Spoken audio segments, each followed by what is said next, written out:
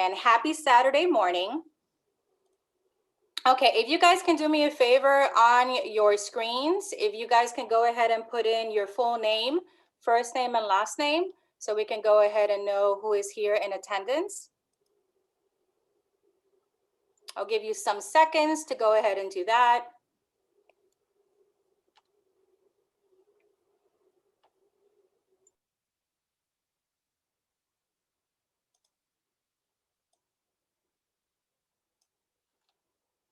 And I know we still have some people logging in, which is great.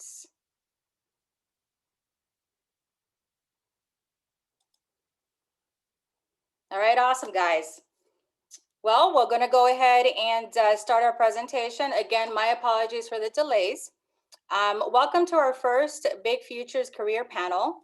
And this panel will specifically focus on the military.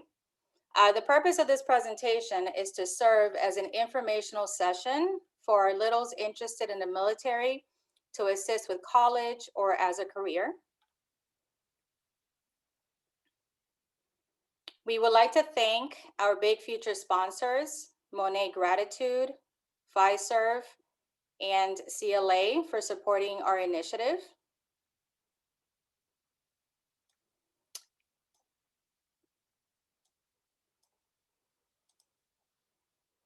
Sorry, give me 1 second, guys. Having my own difficulties right now. All right. Okay. So my name is Susan Stubbs. I am a senior match support specialist at Big Brother Big Sisters in Metro Atlanta. Joining me today is our host, Alex Ginsberg. She is a big sister and has been matched with her little Ladasha for 1.5 years. And she is also a member of our Young Leaders Council. So on our panel today, we have 5 military veterans. Our first 3 panelists are big brothers in the program. Keith Green, Navy, Logistics Specialist, 3rd class. Next, James Flanagan, Army, Judge Advocate, Operational Law. And Greg Mclean, Air Force, C-130 Evaluator, Instructor, Navigator.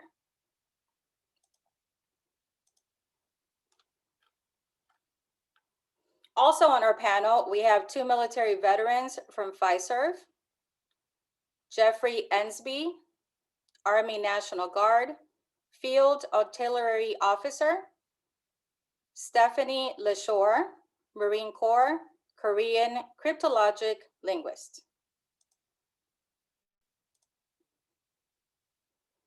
Our host, Alex Ginsberg, will now commence our presentation. Awesome. Thank you, Susan. So Susan mentioned, thank you all, bigs, littles, parents, family, for joining us this Saturday morning. We're really excited. We're hoping that this can be a very casual, informative session for all of you to learn a bit more about going into the military. So just a quick run of show for everyone today. First, we're going to kick it off with some questions about pre-enlistment, what life looks like pre-military, and kind of how you learn more. Next, we're actually going to go into the service, what your time in the military looks like. And after that, we'll talk about life post-military. So just a few quick housekeeping items for you all. If you can now, go ahead and put yourselves on mute. Otherwise, Susan or Tara might do that. And if you have questions at any point throughout the program, please go ahead and type them into the chat box. We do have time at the end of the program to answer questions.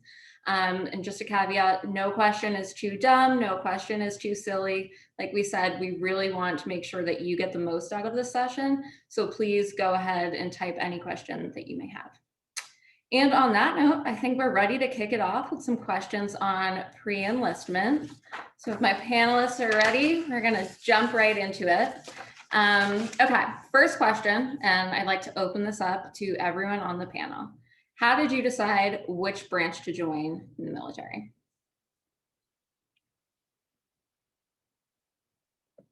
Don't all jump at once.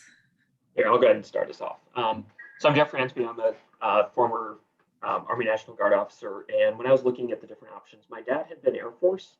But when I was looking at the different branches, what I liked about the Army is that you have pretty much a wide variety of opportunities. It is more ground focused, so tanks, infantry, field artillery.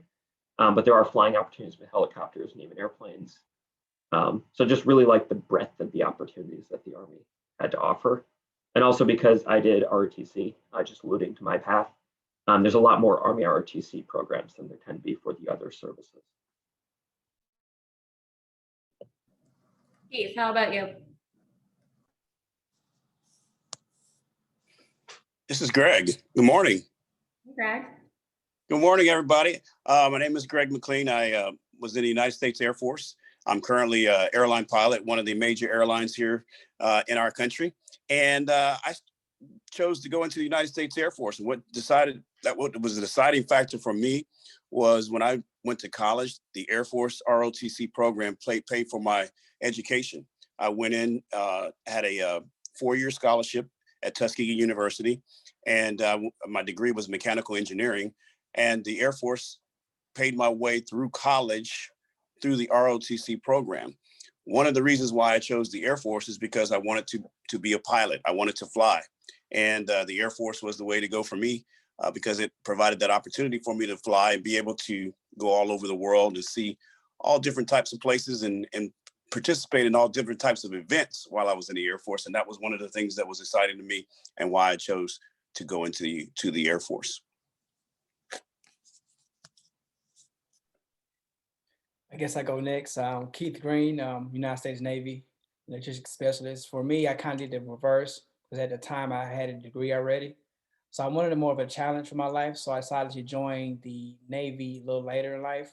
So I did the enlisted route before I actually decided to eventually, apply for the officer program, because with officers, you need a bachelor's degree to become an officer. So everybody just said more for the opportunities and benefits to kind of see the world.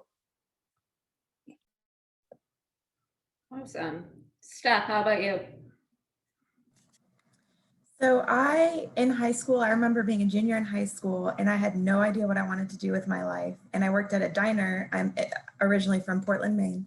And I worked in a diner, and there was a guy that I worked with a year ahead of me that was a senior. He said he was going in the Marine Corps. And I said, oh, what's that? Is that like the Army? And he said, no, it's a lot harder. It's tougher. And he went off to boot camp, and I flew down to Parris Island, South Carolina for his graduation. And I saw the females that graduated, the female platoon that graduated. And I said, oh, I want to know what it's like to wear that uniform. I don't know what I want to do with my life. And I went and saw a recruiter and never looked back.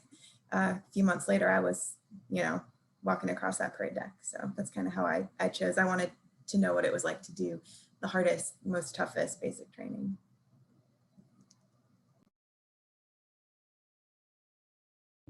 And that's awesome stuff. And James Flanagan, were you able to join us? Yeah, I'm here. James Flanagan. I served in the U.S. Army. I chose the Army because it was the biggest branch. It gave me the most opportunities to go overseas. One of my goals was to really deploy, see the world, go to where we needed to go as soldiers, and the Army was offering those opportunities right away. So it was a great experience, and thank you all for joining. This should be a wonderful, wonderful panel. That's great. And James, while I have you, I'd love if you could go ahead and help explain the difference between active duty, reserve, and National Guard. I'm thinking you and Jeffrey can give us some good feedback on that one. Yeah, definitely. So that's a question a lot of people have. I was in active duty, and active duty means for me being a soldier 24/7, 7 days a week. It was my full-time career for 9 years.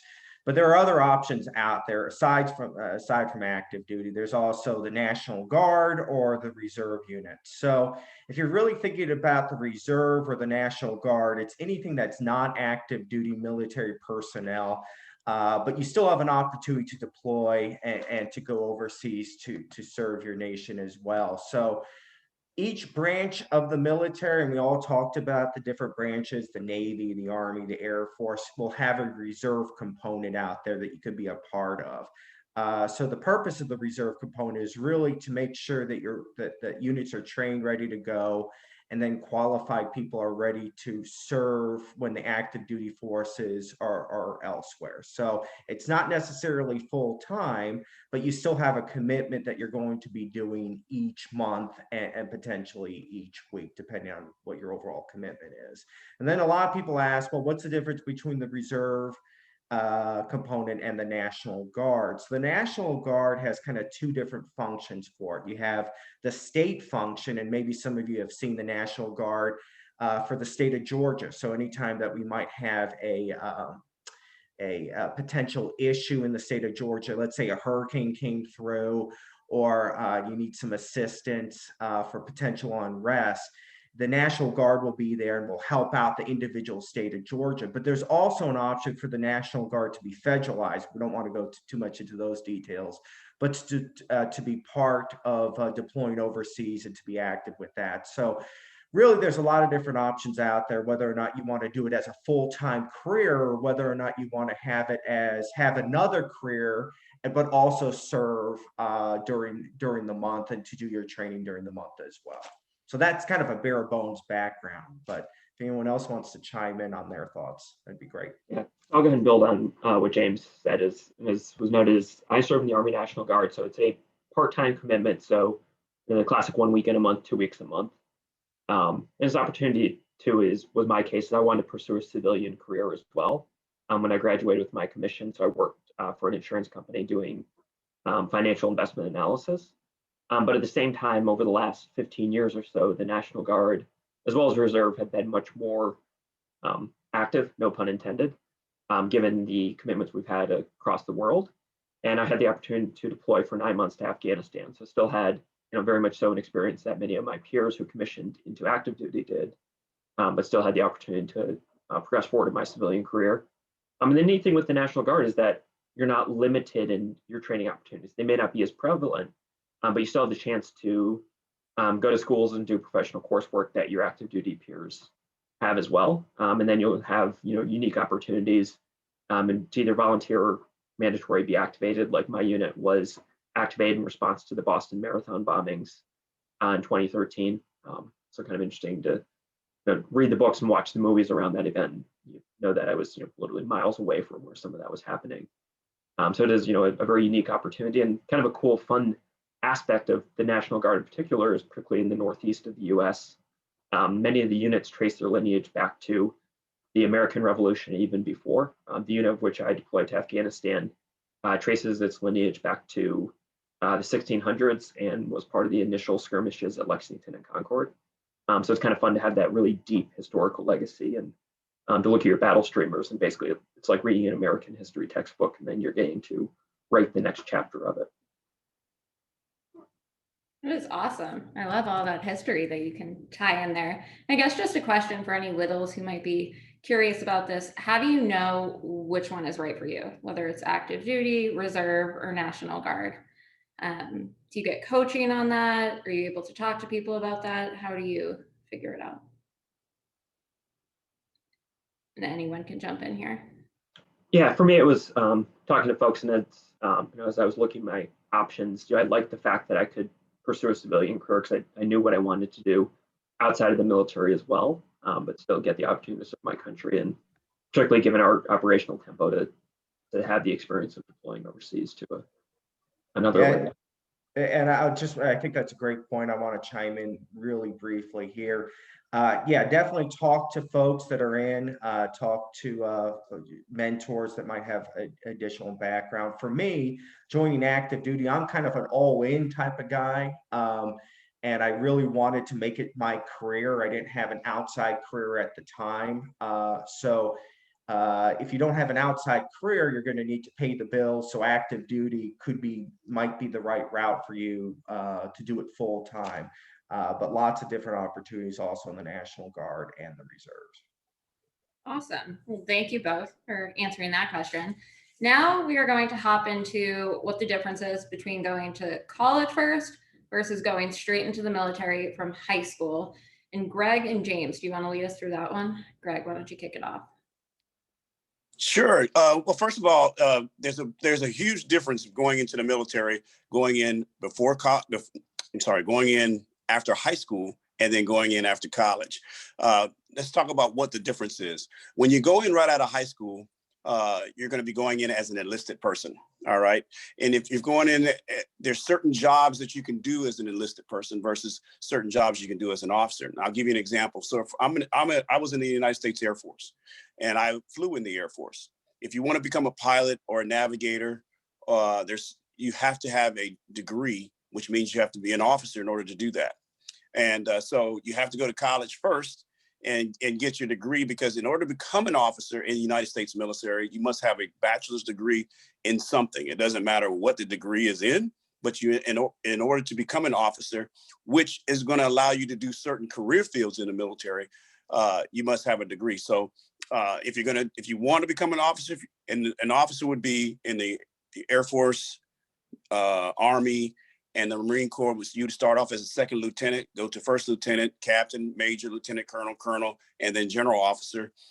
You would have to get a degree and then be commissioned as an officer.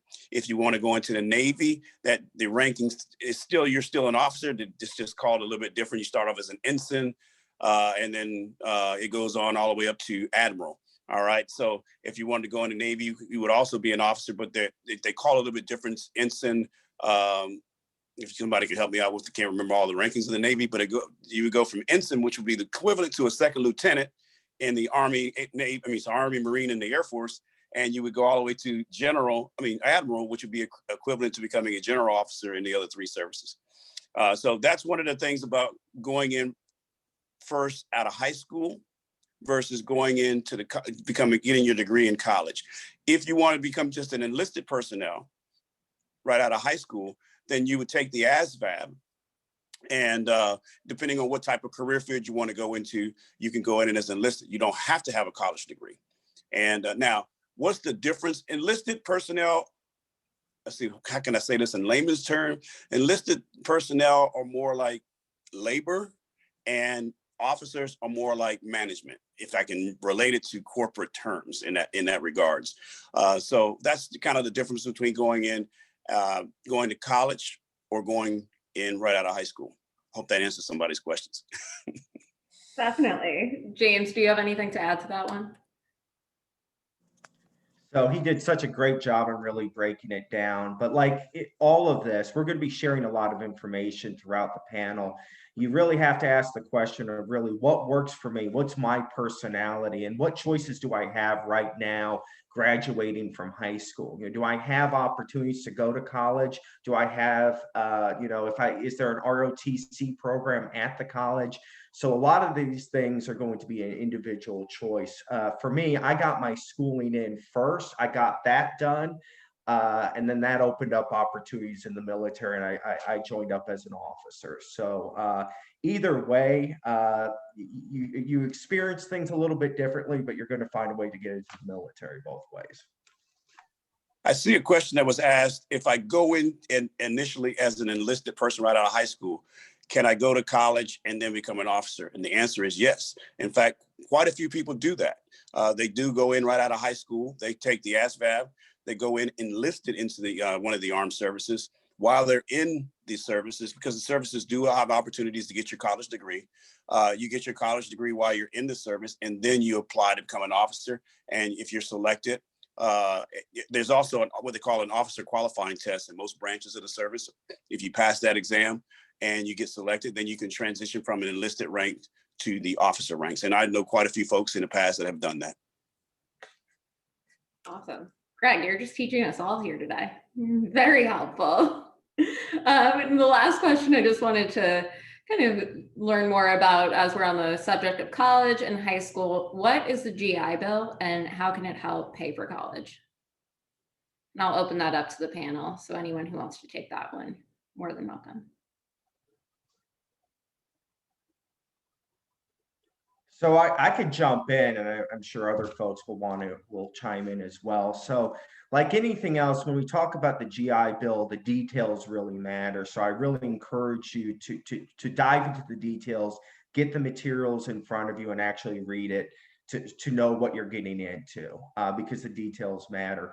But on broad strokes, the GI Bill, post 9/11 GI Bill, is a way to get folks education that have served in the military already. I think the qualification is at least 90 days worth of service, and that's going to depend on active duty, or the reserve, or the National Guard. But it's really a good deal because you can get tuition paid for, room and board paid for, books paid for. Sometimes, there's a stipend that's offered as you're getting your education. So we were talking about whether or not you should go to college first and then the military. Here's an option where you go into the military, you earn your benefits, and then you could potentially go to college with that. But I know, Stephanie, do you have some additional information? I think you experienced some of that as well. Yeah, I used the GI Bill when I got out of the Marine Corps. I went to the University of Georgia, and if it weren't for that benefit, I would never have been able to even think about college. And it was great because, like James said, it paid for my tuition. I got $500 a semester for books, and then I also got a housing allowance, which that is based off of the zip code of the school that you're in. So when I was going to UGA in Athens, Georgia, I think the rate was $1,300 a month. So I got that money, which covered, the majority of my bills and rent. So after I graduated from the University of Georgia, I still had like 6 months of my GI Bill left because I had some of the work that I did in the military transferred to college credit. So I did my bachelor's in 3.5 years. So I'm using the remainder of my GI Bill right now to get my MBA at Mercer. And that'll pretty much cover my entire MBA as well. So it's an amazing benefit, and I would not be where I am. I probably wouldn't even be working at Pfizer if it weren't for that benefit. That's amazing stuff. Good for you. You're crushing it. And so while I have you, I know Greg was chatting and he mentioned this thing called the Asvab. Can you go ahead and walk us through what that is, what it looks like, and kind of all the nitty-gritty of that? Yeah, so I took it back in 2008. So I'm not sure what all has changed since I took it, but it's basically an aptitude test to determine what jobs you would be eligible for. So I can't remember how many questions, but it asks questions based on math, I think some English questions, probably science, just different basic questions to deter, like, the higher score you get, the more jobs that are open to you. And there are tons of study guides out there that you can look up on the internet, but this would be to go, I think Greg had mentioned, to go the enlisted route, like I did. On top of the ASVAB, I think, Alex, if you don't mind if I kind of go into the next question as well. Is that okay? Yeah, go right ahead. Okay, so I think the next question is, are there other tests beside the ASVAB? So in my situation, when I was enlisting, like I mentioned before, I had no idea what I wanted to do. So when I sat down with my recruiter and he said, "What do you want to do?" I said, "Well, that's why I'm here, to join the Marine Corps, because I don't know what I want to go to college for." And I had originally selected, I passed the ASVAB and whatnot, but I had selected a job called data systems. And I said, "I don't want to sit behind a computer. That's not why I'm joining the Marine Corps." And he said, "Oh, well, you took Spanish classes in high school. You might have the aptitude to learn another language. Why don't you take this test called the DLAB, the Defense Language Aptitude Battery, to see if you have potential to learn another language?" And so I went back to the station and took this test. And what it is it determines if, like I said, if you have the aptitude to learn another language. And if you do, then you can choose a linguist route, which is what I did. And then they assigned me Korean, and I went to school, which is where I got my college credits that transferred from that school. But depending on maybe what your interests are, there's different tests you can take if you want to be a coder. If you want to go the interrogation route, there's tests you can take for that. And I think some of the other panelists that are officers can probably piggyback off that, because that's just kind of the enlisted side that I can share. That's great. Yeah, I'd love to open it up to the rest of the panelists to kind of talk about their testing experience. So I can share briefly from my experience. So prior to me getting out the Navy, I did take the officer exam. So It's called the OAR. So that's a portion of the ASTB. The ASTB is more like the officer exam of the military. So part of that exam is called OAR for the naval personnel to take to become officers. So depending on your interest in the Navy, your score will determine your career trajectory. If you score high enough, you become part of this group like supply officer or more combat. So it's depending on your score, depending on, of course, your evaluations in military recommendation letters and scores determining, okay, this guy or this woman is fit to be the job. So it's a little more competitive, I would say. Because they it's more focused on leadership and management, as they depend on focus on earlier, more management and kind of more leadership skills that will enable you, because we'd be responsible for more leading a group of people to combat. So your goal is to create these critical skills necessary to lead people to battle or lead people to success. So I took that test prior to getting out of the military. It was a great experience. I did score high enough to become an officer, but different things happened in which prevented me to become an officer. But it's a great, good test to take, a little more competitive, a little more time to take, because it's more focused on your leadership and management potential to serve and lead personnel. Yeah, so I'll provide my perspective. So I did ROTC coming out of high school. And for that, it's actually, when you're looking at the ROTC route, it's actually very similar to applying for college. You can apply for an ROTC scholarship while in college, and while in high school, and they'll look at many of the same attributes that as you're looking at a college application, they'll look at your leadership capabilities, your various sports teams of which you were part, your grades, your community involvement. So they can look at that different perspectives of leadership, of physical fitness, of being able to work in teams, and also a certain level of intellectual capability, because there's a lot of dimensions that an officer will take on. And at least for ROTC, and I think for the service academies, it's the same. It's that they're really looking at a lot of the same aspects that competitive colleges are evaluating. That's awesome. I think that's a great comparison you make. I think a lot of our littles can relate to that. And before we kind of hop into our last question of this section, we had a great question from the audience. So can you confirm that you take the Asvab before you enter the military? And kind of a few parts there. 1, when do you take the Asvab? 2, what are the steps? Where do you go? Who do you talk to if you want to take this test? And then what does the process look like after you complete the test? And I'll open that up to any panelist. Oh, so for me, as I took it later in life, but my senior high school, but my junior high school kind of encouraged, a military option if you choose not to go to college first. So the first step is reaching out to your counselors. They should have your military materials for ASVAB study guide. And from there, you can talk to a recruiter in which they can kind of guide you through the process as far as, do you want to focus more so on, different, whatever you want to do in military, you score this type of score or focus on this type of section of the ASVAB to be competitive for that particular job in the military. So I would say start early as possible. Junior year is they'll kind of like, okay, what do you want to do? You want military, college? So more so junior year. Look out for resources. Definitely connect with the recruiter, which that can lead you in a good direction as far as, okay, I want this job, I want this field to focus on. So. Perfect. I think that was very helpful. Thank you. Steph, do you want to add to that? Yeah, I was just going to say, you can take it. I think it might be 16, but I know it's at least 17 that you can take it, because that's the age that you can enlist at with a parent's permission. Obviously, if you're 18, you can enlist. But yeah, you can just reach out to your local recruiter and start talking to them about it. And their job, is to prep you for it. They want you to do as well as possible. And then when the day comes that you do take it, you'll go down to the local MEP station, which is the military entrance processing station. I'm not familiar, or I don't know where that would be in Atlanta.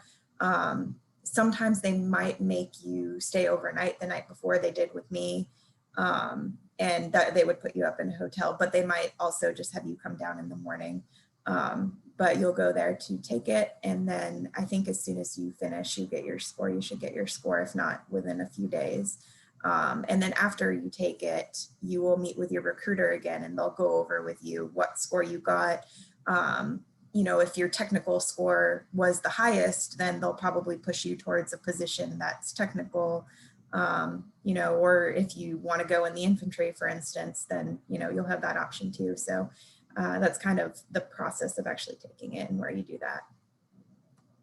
Perfect. Thank you. It's very helpful. And we got another great question from the audience.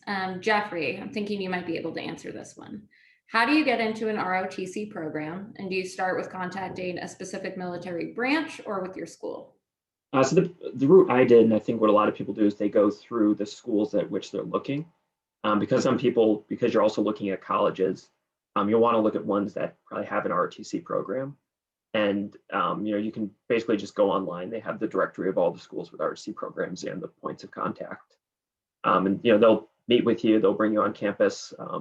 I know I hosted several high school seniors who were looking at different colleges. And, you know, they got to do a night at college and see what ROTC was like. So it's, you know, they really like reaching out to folks who are in high school. That's great. And sounds like you definitely get some practical experience to see if it's right for you. All right, last question of this section before we move into your time in the service. And Jeffrey, you're going to answer this one.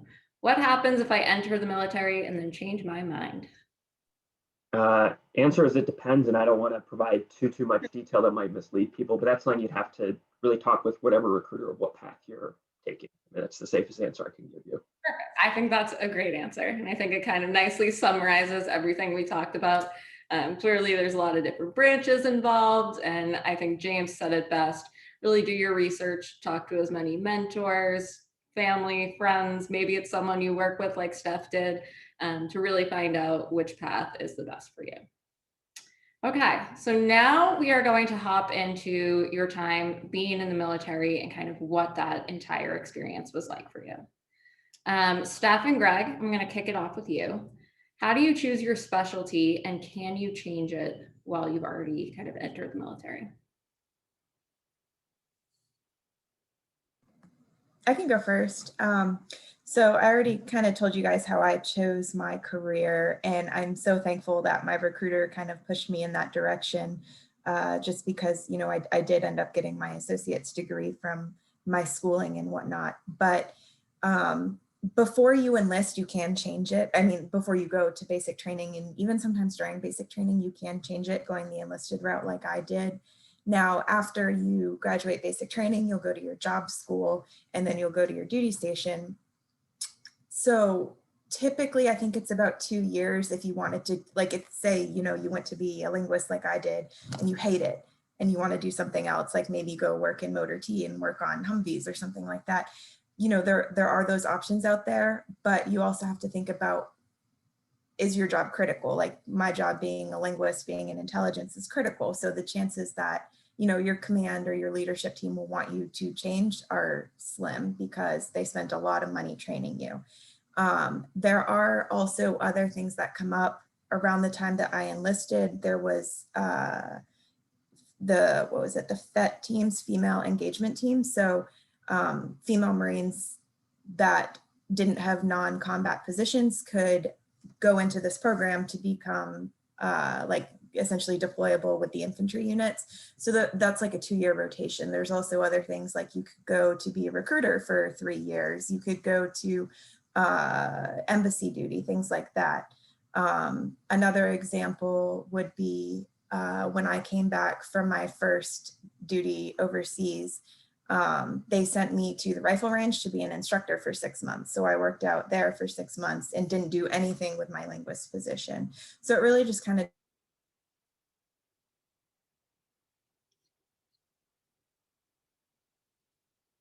Did we lose Steph?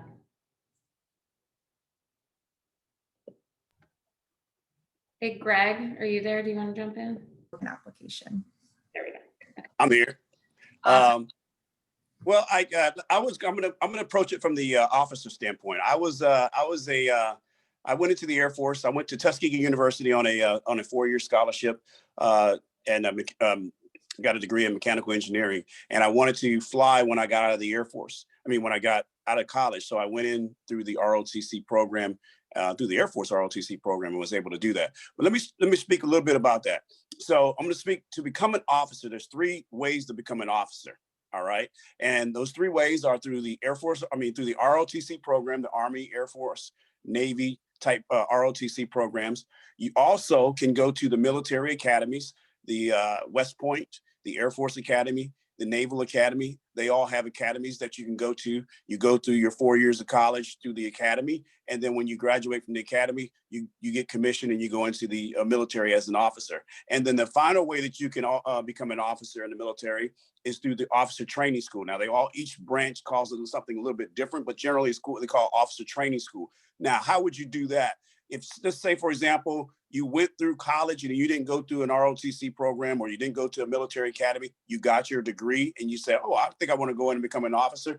Then what you would do is you would go to a recruiter, an officer recruiter, and because you have your degree, they would put you, you would take a officer qualifying test. And if you pass that test, which is similar to an SAT or ACT exam, once you take that exam and everything goes well, then they would actually send you through the officer training school route to become an officer in one of the military services.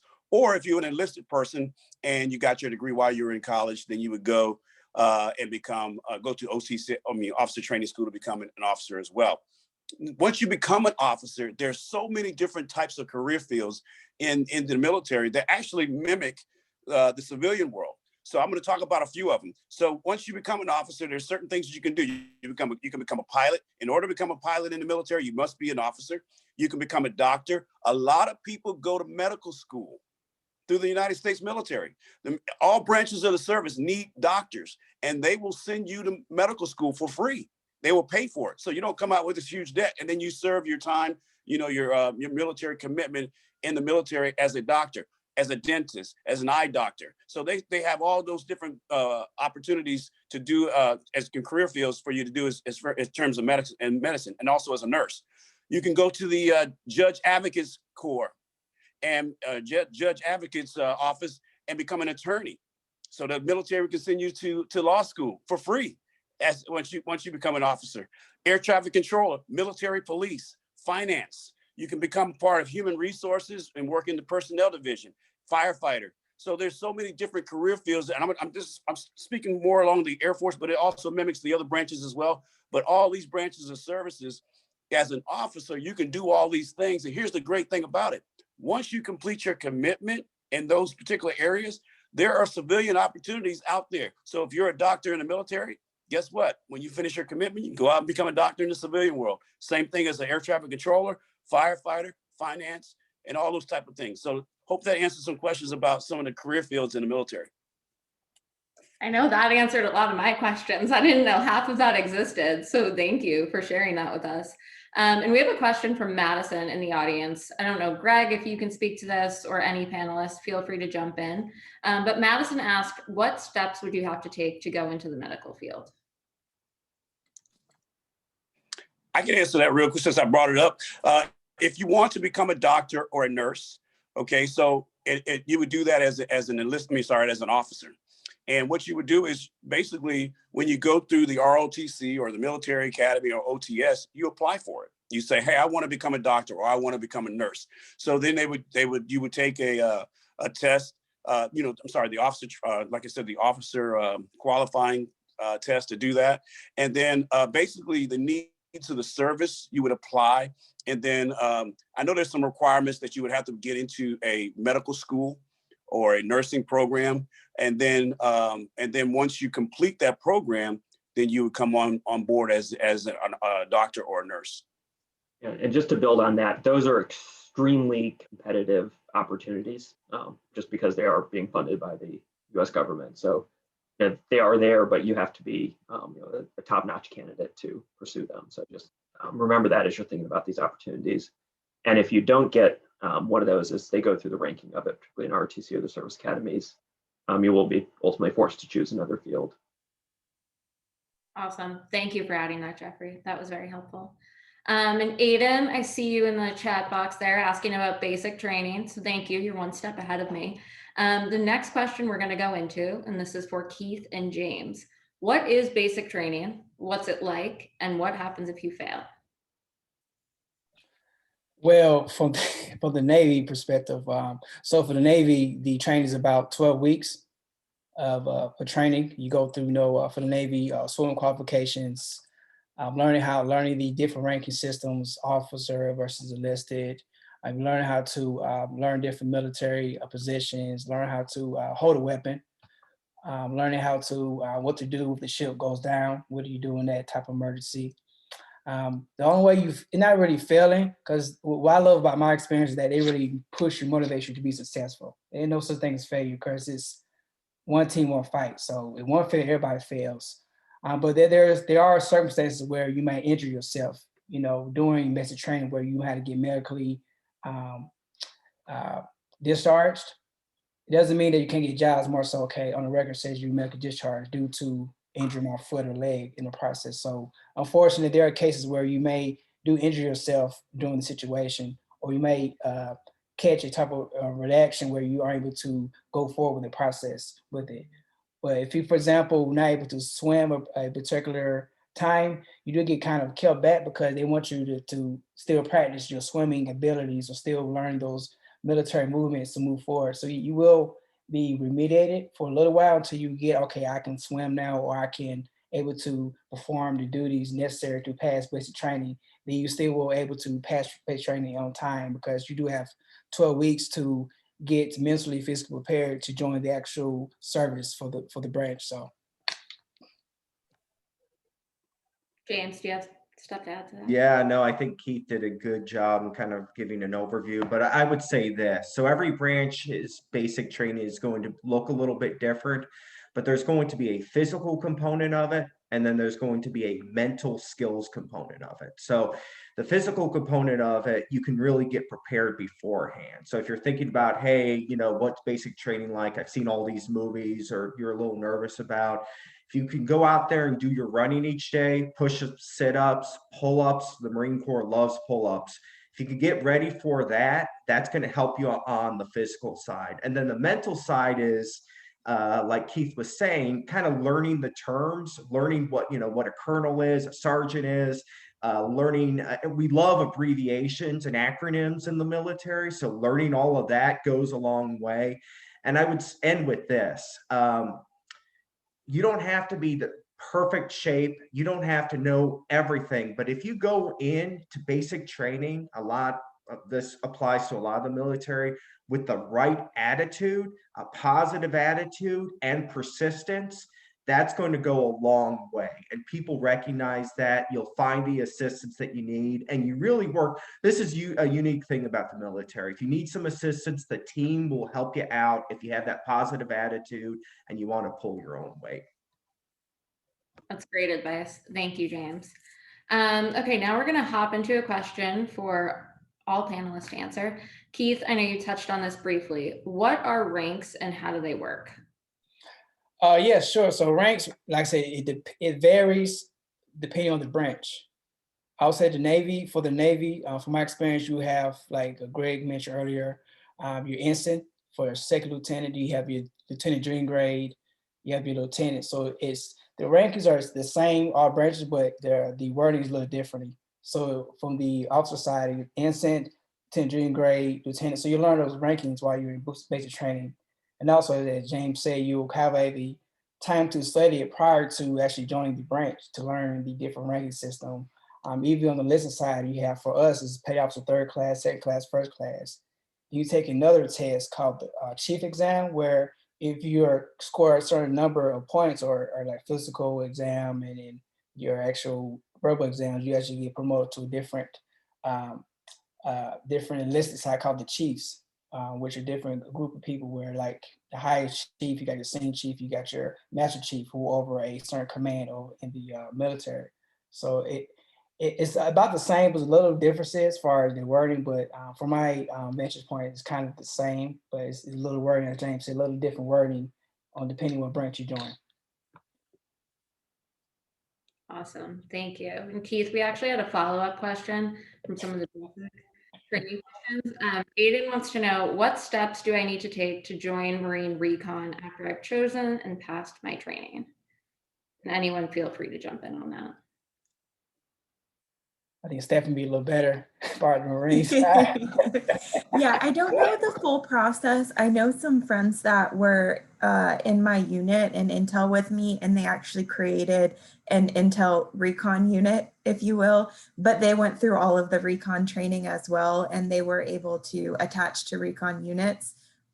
So they weren't like real Marine recon, but they had gone through the same training. But I do know that you need to go through BRC, the basic recon course, and a lot of my friends actually came back on the second day. Don't let that deter you. But it's a lot of swimming. So you definitely gotta like swimming, but you'll do, you know, the basic recon course, probably go to jump school, I would imagine SEER training. I don't know if that's your plan enlisting, if you would need to go the infantry route as your main job, or if you could pick something else. That I'm not sure. I definitely have some friends I could ask to get more information. Your recruiter would know as well. But it is, you have to go through, you know, several schools in order to get that title of Marine Recon. It's just the path to get there from enlistment, I'm not exactly sure of. Awesome. No, thank you for that. And Aiden, let us know if that answered your question. If not, we have plenty of follow-up resources after this panel, so we can definitely get you more information. It kind of did. I mean, from what I've learned from, see, I'm in George C right now, Alatoona. My NSNSI is Lieutenant Colonel Jeffrey Knudsen, and he did Marine Recon. From what he told me, he spent a year doing one of his MOS that he absolutely hated.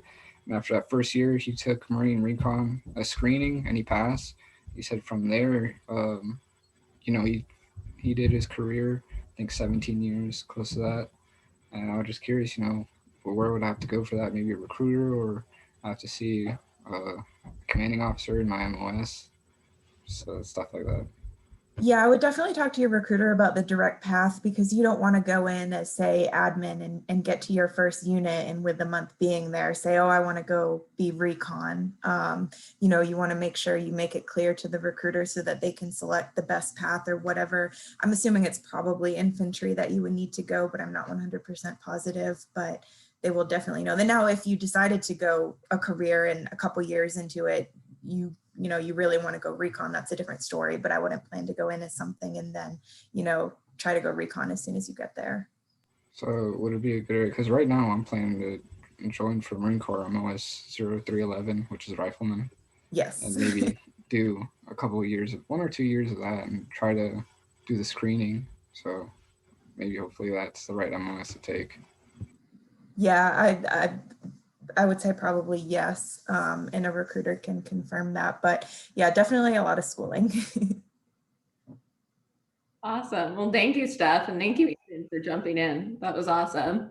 Okay, question for Jeffrey. What is a duty station? Can I select it? And do I have to live on post?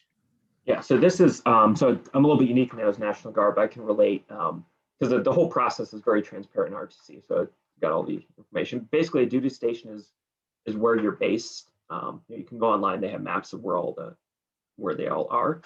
I don't know exactly how the selection works. I know at least on the officer route, you can actually trade a time commitment in addition to your normal time commitment to get a specific location.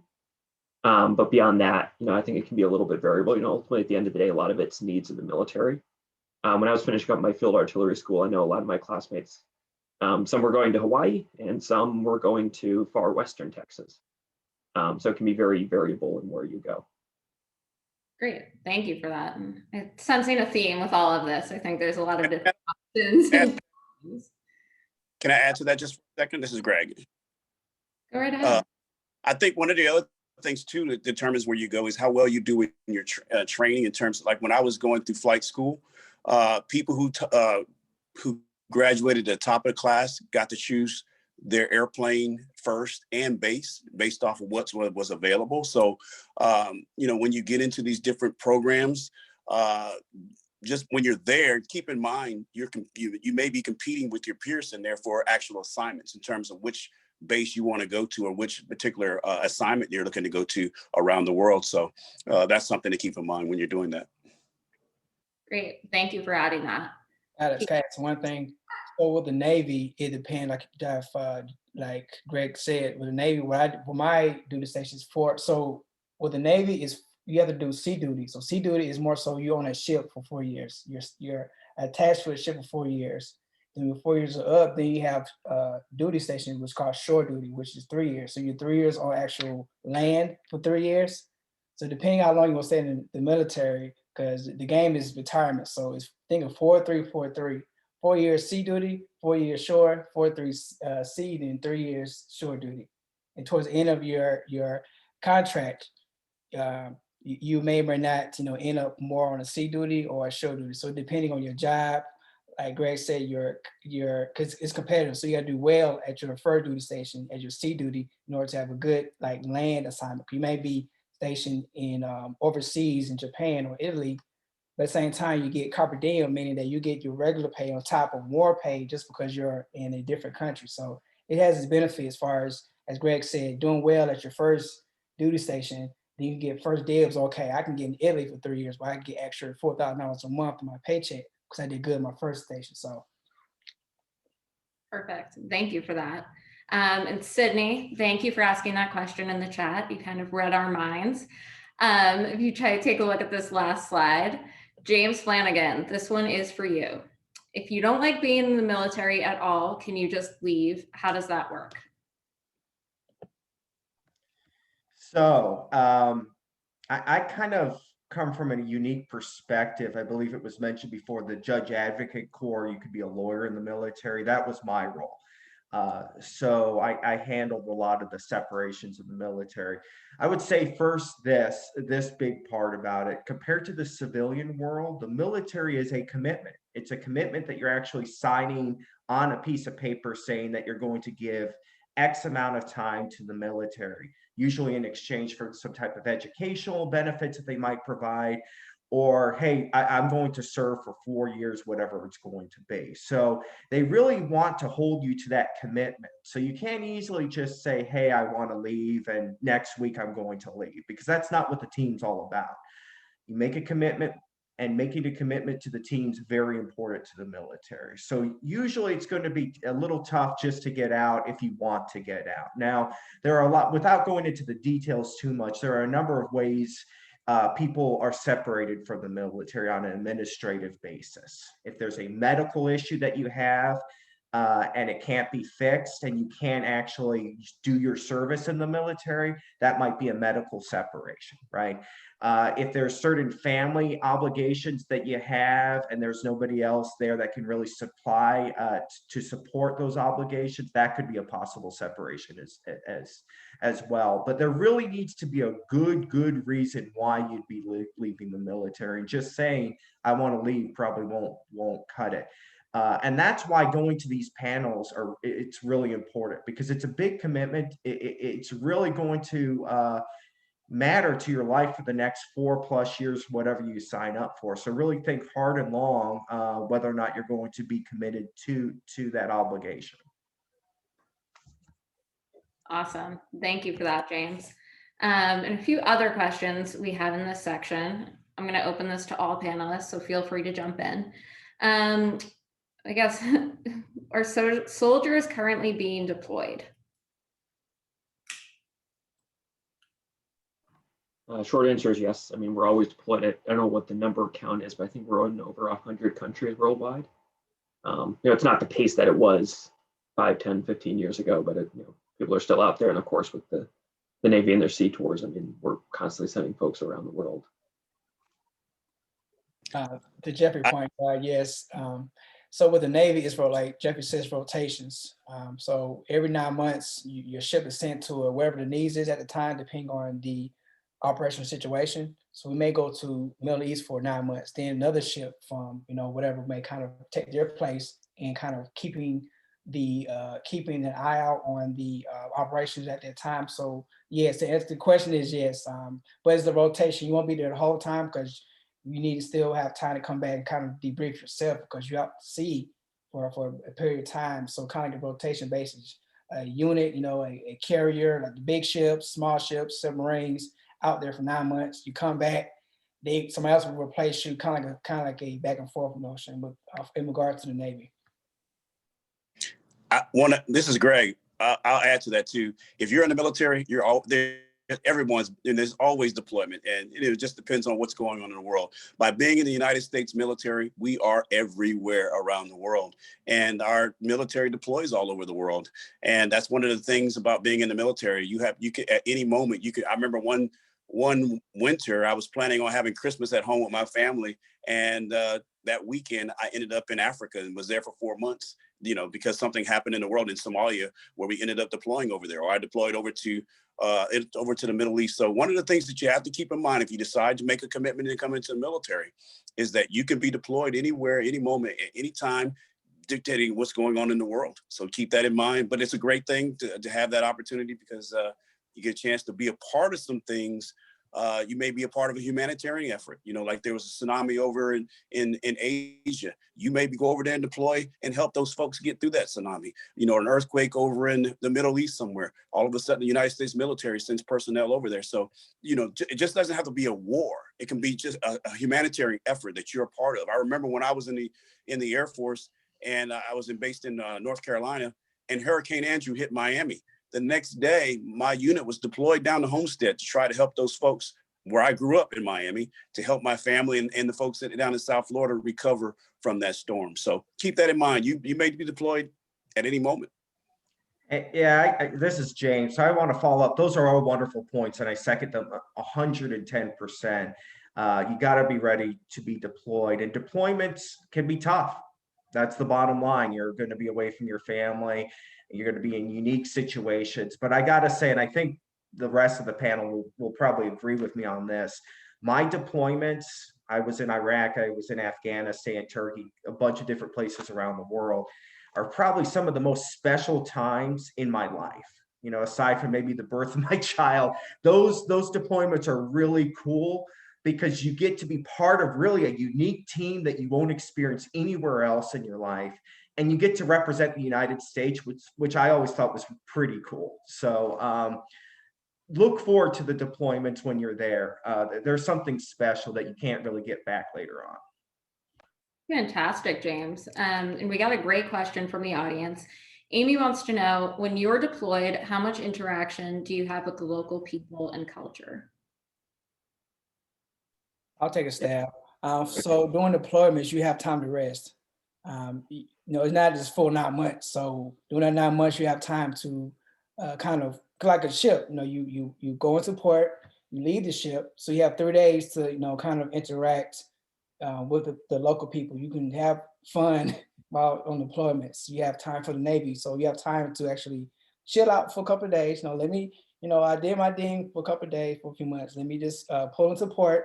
Whether it be South America, Ireland. So yeah, opportunity for me. You have great opportunities to, while you're on deployment, see like different continents, like wow, like different languages, different food, different languages. That was the best times doing deployments. Had time to really, even today, still talk to people I met in South America or in Ireland. So we have very new opportunities to really learn cultures, learn their foods and languages. Even the money's different. I still have the money from all my interactions while I was on deployment. So there are a lot of pluses while you're on deployment.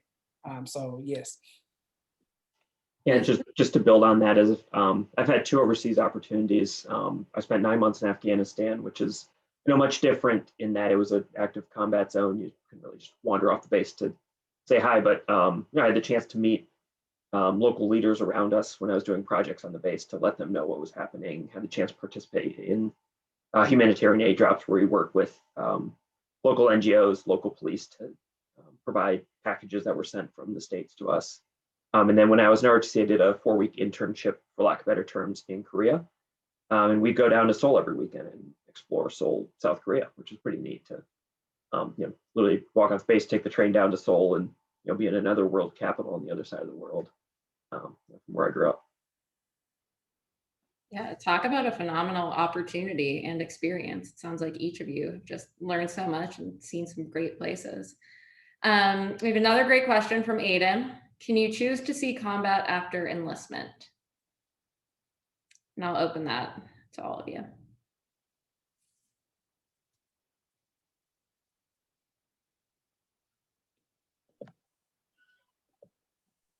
The short answer is yes. Okay, great. And Sydney wants to know, you have to be in combat to travel. No, Perfect. like Greg said earlier, you guys have to take consideration what's going on currently in the world. So depending on the need at the moment, you may or may not face combat. That's just the realization of the military. Our job is to protect, our country, foreign domestic. So you have to keep that in mind that, okay, may might not go in combat. The goal is like Greg said, the goal is, is peace and humanitarian efforts. A lot of Navy gave, supplies of food to other countries. So we did a lot of humanitarian efforts, delivering food from America to, countries that need, support and assistance. So the goal is peace, but you have to keep in mind that there are some instances we may or may not be in combat. So you have to really be cognizant and aware of that possibility on any type of branch. Awesome. Thank you. One of the other things too about that is sometimes the military may deploy in a combat mode, and then once they get to that location, depending on what happens, it may turn into a humanitarian effort. So it may start off as a combat, deployment, and then it becomes a humanitarian effort. So you go back and forth between the both. Perfect. Thank you for that. Okay, so I think that is going to wrap up our section on your time in the military. And next we are going to jump into post-service, what your life looks like after the military, what it looks like now, and how some of those skills transfer to life after the military. Okay, I'm going to start this one off for Greg, Steph, and James. How do you transfer your military experience and get a job in the business world? And if you want, you're welcome to remind the audience about what you currently do or some jobs you have held in the corporate world, and then reference that. Steph, do you want to kick us off? Sure. So like you guys have heard me say, I joined the military because I didn't know what I wanted to do. I loved what I did in the military, but part of the reason that I got out is because I was pregnant when my first enlistment was up, and I decided that I wanted to get out to raise my daughter. And at that point, I was like, well, I still, I was a Korean linguist. I have all these qualifications, but I don't know what I want to do. So I had taken a year off, and that's when I decided to enroll at the University of Georgia. And one of the things that the advice that I was given was do a lot of internships. So I did. I interned with a couple different companies, and one of which was Fiserv. And I got to experience all sorts of different things. During my internships, I told my leaders and mentors what I like to do. And they talked to me, and they were like, oh, well, this is what you did. Being a team leader translates kind of into being a project manager kind of thing. And so I got to experience a wide variety of different jobs. And once I graduated from the University of Georgia, I accepted a position doing something that I knew that I would like to do. And so I currently work in strategic sourcing. So I negotiate contracts for anything technology related, software related that my company needs to purchase. And I really enjoy it. It's kind of like being a project manager because I have to keep a lot of different people on the same page. And I think from a high level, when people ask me that question, what from the Marine Corps can you transfer to the civilian world? Honestly, it's confidence, decision-making, knowing what I'm good at, knowing what I like to do and making that clear, knowing what I'm not good at and what I don't like to do, and being able to say no to those things that come up. And so, I say all the time, if it weren't for my military experience, I wouldn't be performing how I am in my current position. And I think that's really important. When I was 18, I was really shy. I never talked to anyone. And the Marine Corps really gave me, and it would be in any branch of the military, but the confidence to kind of become a leader. That's fantastic. Thank you for sharing that. I would never have known you were shy growing up, Steph. So you're definitely very confident. James, how about you? Yeah, so I would say this, the military does a wonderful, wonderful job in terms of super speeding, fast tracking your skills and your leadership compared to the civilian world. So you'll have a lot of opportunities in the military to do things that your civilian counterpart will not have that opportunity to do. So in terms of managing people, in terms of leading folks, in terms of being in charge of very expensive, very important equipment, a lot of times on the civilian side, if you're doing that, let's say technical work, you can't get up to that level until years down the line. So the military, you have a lot of great skills that you can then translate later on. I had a funny example my buddy shared. So he was in the military, he was a helicopter pilot, multi-million-dollar piece of equipment. He's flying all over the place, doing all these great missions. And he came back, he was on leave, and he came back to his parents' house, and he wanted to take the car out. It was a beat up car that they had. And his father said, "Oh, I don't know if I'm going to trust you for the beat up car," and all of that. So you have so many responsibilities that employers will want to see if you can translate them and say, "Hey, this is how I've led a group. These are the skills that I have." So good opportunities all around. It's great. It's a fun story too, James. I think that really shows how things translate. And Greg, I know you've touched on your job and your post-service experience. Anything else you want to add there? Well, one of the things, transitioning from the military to the civilian world, flying, I went in as a navigator, and I'm now an airline pilot. And so that, there's a lot of opportunities to transition to the civilian world based off of what you're doing in the military.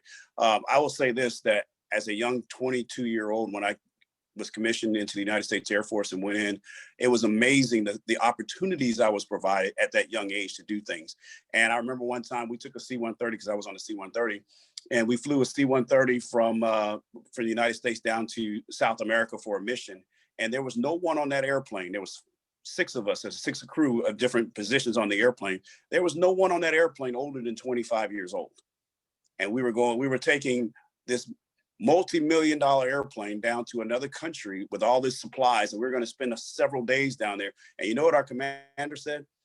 Who's going to be the adult on this trip? In a fun way, but because he knew no one on that crew was over 25 years old. And once we got down there, the fun we were going to have once we got away from our work. But that's the great thing about it. You're going to build friendships, relationships with people, and the transition from the military world to civilian world, you're going to build friendships that you'll still keep in contact with as you go through your life.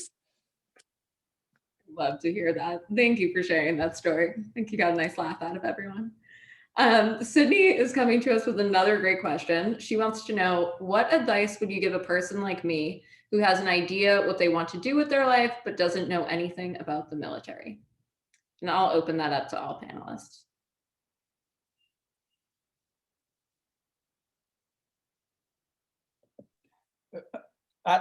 I'll take a stab at it. I had the same situation.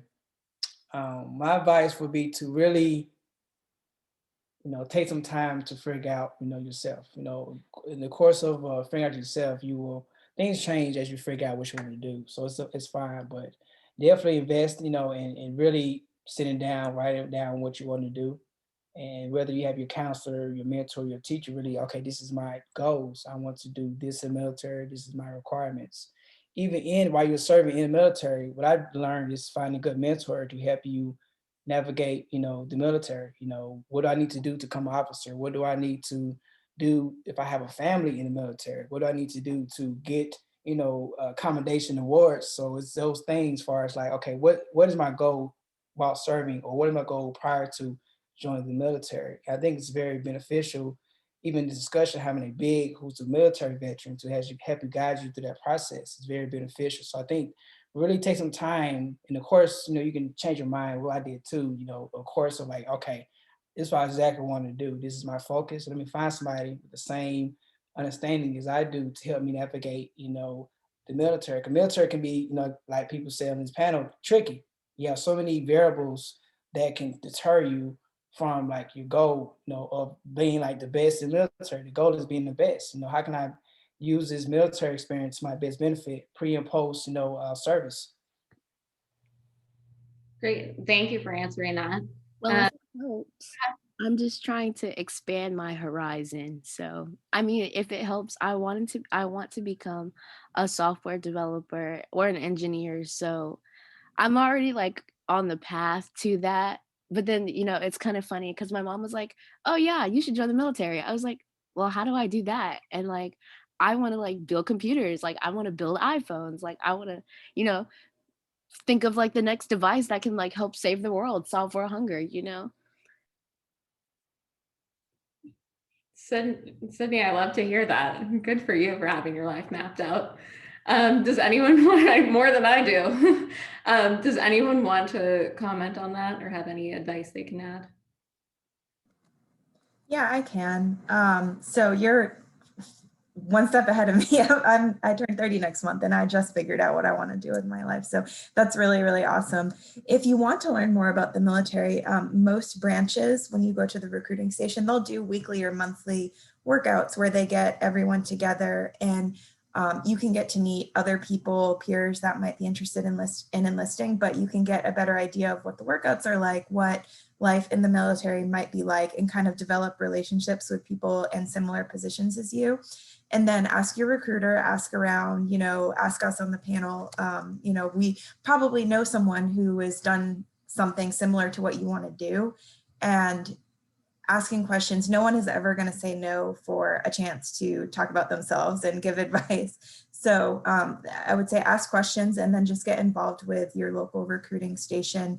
You know, you can go to the Army, you can go to the Marine Corps, you can go to all of them to kind of get a feel for which branch you would like. And then also ask questions about the reserves too, because that could be a good option for you since you're pretty confident about what you know that you want to do.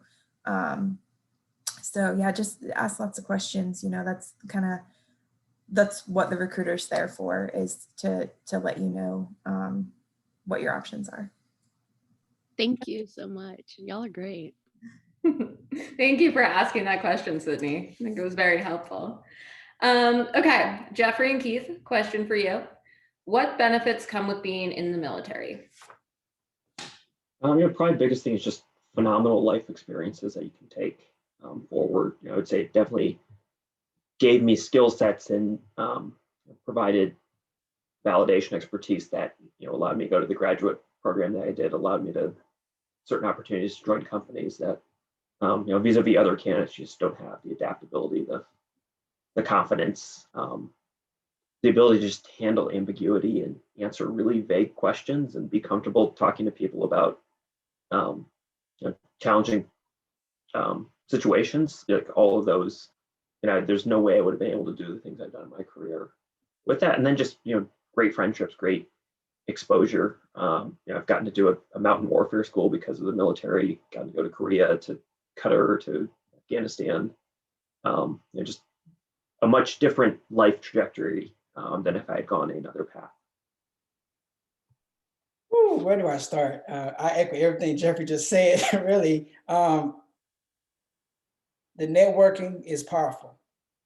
Once somebody knows that you're from like the military, I mean, you get discounts on groceries, you get discounts on electronic gear, you get so many more job opportunities because you get extra, you know, kind of look because of he or she has that, you know, more of a discipline focus, you know, mindset to handle this job. So I think, as Jeffrey just says, that really, you know, obtaining these skills, intangible skills, you know, more so, okay, wow, I have to focus and discipline to do this job, as opposed to if I do the military, I'll be a little more slack. So for me, it's more, I learned a lot more discipline, focus, that I can achieve anything that's being put in front of me, on top of the tangible. Like I said, you know, you get your discounts, you know, with, you know, restaurants, you know, opportunities to get free tickets to concerts and free opportunities to travel for free, post, you know, get out the service. I can get free airline tickets because I served in the Navy. And I got opportunity to fly C-130s for free from Hartsfield Airport because I'm in the military. So you have a lot of, I mean, I would say a huge range of opportunities, y'all. I kid you not. You know, you get money towards buying a house. You get a house in the military, and they pay for that. You get the VA home loan, which you got military, which I'm using now, 0 down on top of discount. So really, you know, is a lot of pluses, I would say, than anything as far as really the benefits, you know, while you're in, and especially while you're out. So it's, I would say, all thumbs up as far as my experience so far serving in the military. Love that. Thank you. Okay. Can I Yeah. add one? This is Greg. One thing I would say a benefit in the military is that you guaranteed pay, and I want to say that's something that in this time and world, that given the pandemic and things that we're going through right now, once you're in the military, either as an officer or enlisted, you're going to get paid every 2 weeks or whatever it is. You're going to get paid, and there are benefits that go along with that. You're going to get free housing. If you live on base, you have the opportunity to get free housing to live on base. If you're married, that's for you. You're with you and your spouse can live on base. Also, there are opportunities to get additional money if you live off base. They'll give you, a stipend to help you offset the cost of living off base. You get free medical. So while you're in military, you have free medical as an officer and as an enlisted person. And there's also bonuses. We talked about that before for education. So there are some great opportunities, some great benefits when you come into the military. And there's so many more, but those are just to highlight a few. Thank you for sharing all of these. I definitely didn't know that all of these came with being in the military. So I think you definitely taught the audience a lot. Okay, moving into our next question. This is going to be rapid fire. Every panelist has to answer. So sorry to put you on the spot, but you are. What do you recommend or regret about your military experience? I'm just going to go based on who I can see in a row. Keith, you're first. Thank you. Sorry. No, you're fine. I would recommend to be the best, because you will have people that will try to what's the word, light word, sabotage your progress. So for me, I have to learn to in order to be the best, I have to kind of like focus on what I need to do to excel as far as getting decorations, promotions, ranks. And my biggest regret is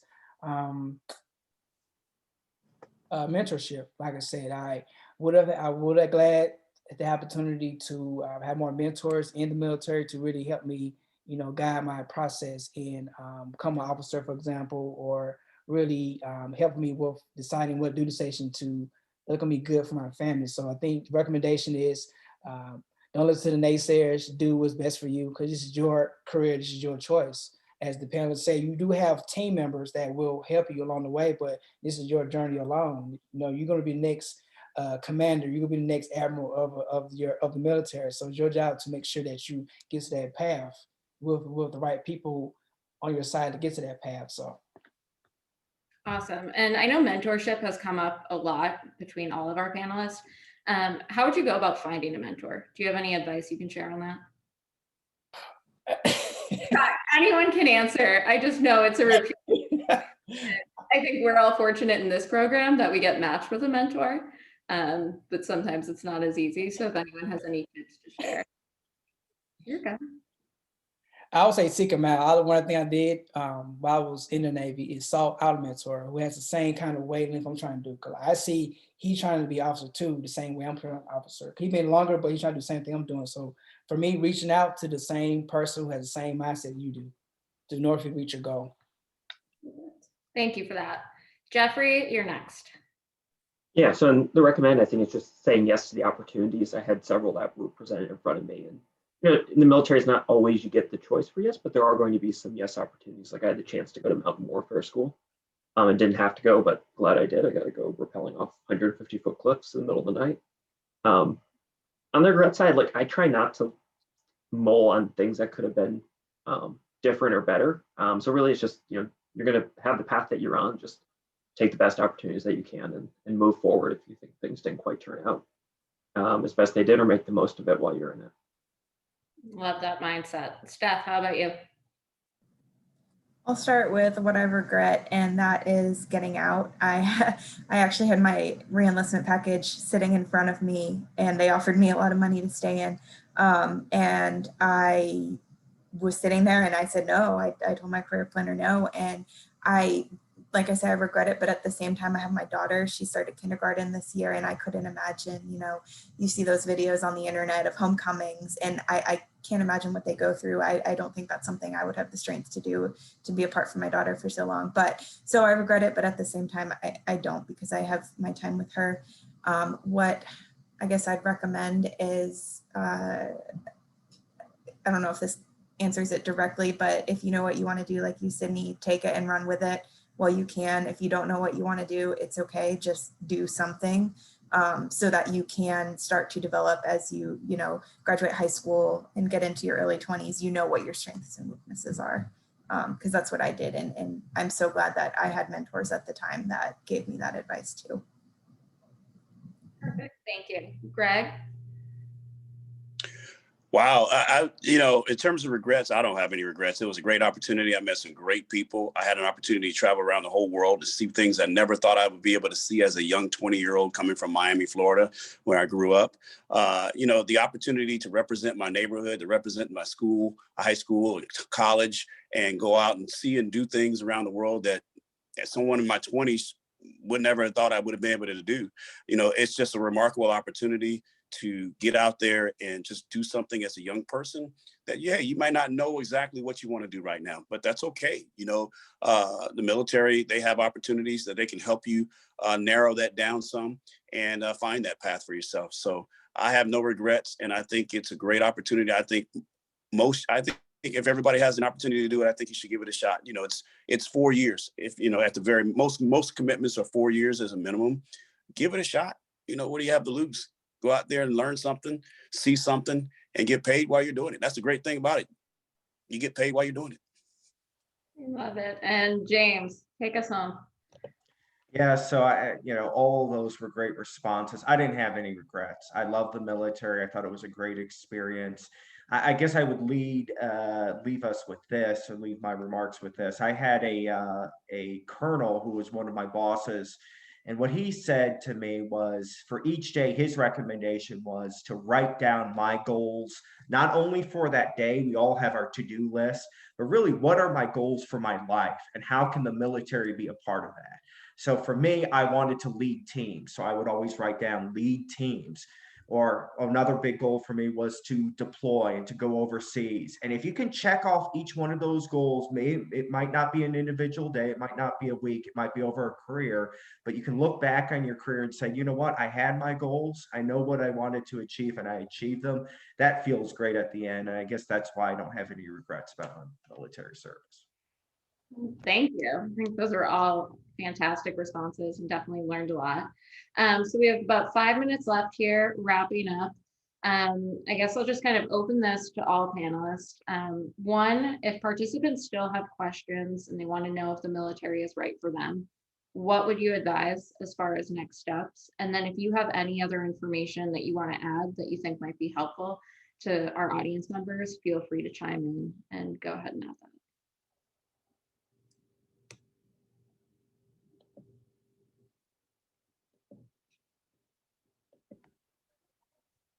So I would jump in just to kind of reiterate what everyone's been saying. You are the CEO of your career, right? So you are the CEO. You make the decisions when it comes to your military. You're ending high school. You're going into thinking about what you want to do next. It's on you to dig up the information that you need. So we've provided a bunch of websites and links there. You need to go on there and really go into the details of what everything means.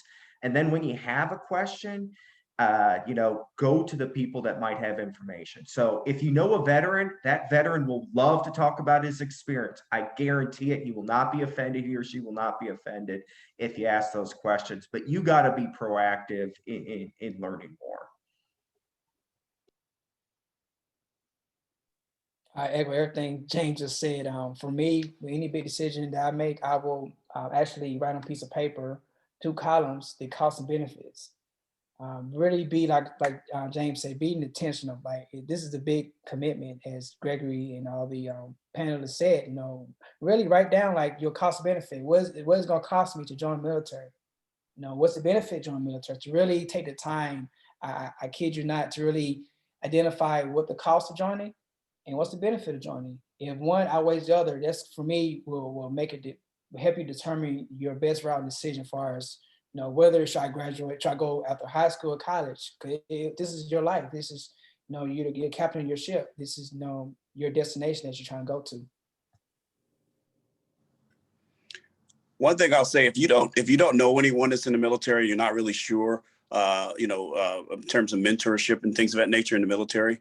If you want to become an officer, for example, you live near a college campus, just go out to the college campus. Most college campuses have an ROTC program. Just go up there and talk to one of the instructors in the ROTC program. Let them know you're interested in becoming an officer in the Air Force or the Army or the Navy. And I'm gonna give a shout out to the United States Coast Guard, because they're also a part of this as well. We forgot to talk about them as well because they're part of the branch of the service as well. But go out and talk to one of the ROTC instructors about what it would be like to become an officer in the military, and what you would need to do to get a scholarship if that's something you're seeking. I think that's great advice. Thank you, Greg. Do any of our panelists have any last remarks to add before I hand it off to Susan to close this up? Okay. Well, thank you all. I know I learned a lot. It sounds like our audience members really learned a lot. Thank you to everyone who participated today. You guys had phenomenal questions. We love that you were able to get involved. And Susan is just kind of going to close us up with some follow-up information and how you can learn more. Thank you, Alex. Appreciate that. All right, guys. So, well, first off, I want to again thank our sponsors, Monet Gratitude, Fiserv, and CLA Foundation. Thank you so much for definitely sponsoring this event. Much appreciate the support because, like you guys know, this is extremely important. Some of you guys have me as a match support specialist, and I am huge in future planning in different areas, not just the military. So just definitely be on the lookout for any, more big future events that are going to be coming in, obviously in the future. So, but I do want to thank the panelists. Alex, you were the bomb of the bombs. Thank you so much for making this presentation awesome. Thank you, panelists, for giving us such wonderful information, such useful information for our littles, because Tara and I's mission is to make sure that we educate our littles as much as possible, and we give them the resources that they need to be able to make a better decision for their big futures. Get it? Big futures. So anyway, so the www.military.com is the website you should go to if you need more information, or you can contact me. There's my phone number and email on the screen. And also we do have match resources on our website, BBBSATL.org. Under match resources, we have not just the military, but we have college resources, anything that our littles need and our bigs, you guys are more welcome to visit that. Again, thank you so much for being with us today, and you guys have an amazing Saturday. Thank you so much.